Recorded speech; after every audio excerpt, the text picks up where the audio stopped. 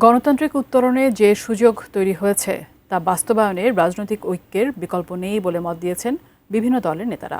বাম রাজনীতিবিদ সাইফুল হকের ৭০তম জন্মবার্ষিকীর আয়োজনে একথা বলেন তারা।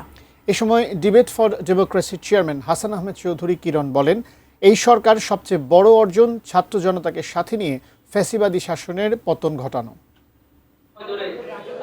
রাজধানীর তোপখানা রোডে রাজনীতিবিদ কমরেড সাইফুল হকের ৭০তম জন্মবার্ষিকীর দিনে তারই নির্বাচিত রচনা সংকলন যে জীবন মানুষের তরে বইয়ের মোড়ক উন্মোচন। অনুষ্ঠানে বিভিন্ন রাজনৈতিক দলের নেতারা শুভেচ্ছা জানান বামপন্থী এ নেতাকে। রাজনৈতিক মতভেদ থাকলেও জাতীয় স্বার্থ, গণতন্ত্র ও রাষ্ট্রের গুরুত্বপূর্ণ প্রশ্নে ঐক্যমত্য গড়ে তোলার আহ্বান জানান সকলেই। আমরা রাষ্ট্র গড়ার ক্ষেত্রে এই সরকারের সাথে যেভাবে যুগপৎ আন্দোলন করেছে, রাষ্ট্র সংস্কারের ক্ষেত্রে আমরা যুগপথে থাকতে চাই। জনগণের সরকার একটা নির্বাচনের মধ্যে দিয়ে এসছে, এই সরকারের অনেক কিছু করবে আছে।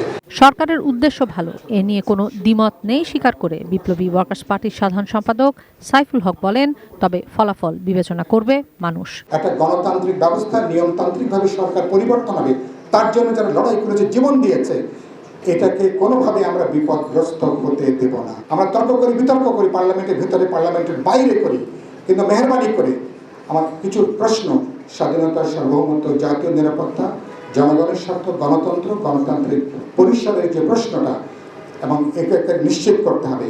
লন্ডভন্ড রাজনৈতিক, সামাজিক ও অর্থনৈতিক অচলাবস্থা থেকে দেশকে উদ্ধারে ফ্যাসিবাদ বিরোধী সকল শক্তিকে ঐক্যবদ্ধ থাকারও আহ্বান জানান ডিবেট ফর ডেমোক্রেসির চেয়ারম্যান হাসান আহমেদ চৌধুরী কিরণ। 5 মাসে সরকারের সবচেয়ে বড় অর্জন হচ্ছে গিয়ে যে জুলাই অভ্যুত্থানের মাধ্যমে ছাত্র জনতার গণঅভ্যুত্থানের মাধ্যমে ফ্যাসিস্ট হাসিনাকে তারা বিদায় করতে পেরেছে। এর চেয়ে বড় অর্জন কিন্তু এই 5 মাসের বড় কিছু করতে হবে।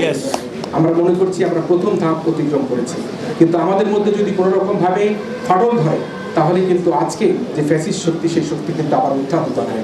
কিশোর জাহান, এটিএন নিউজ, ঢাকা।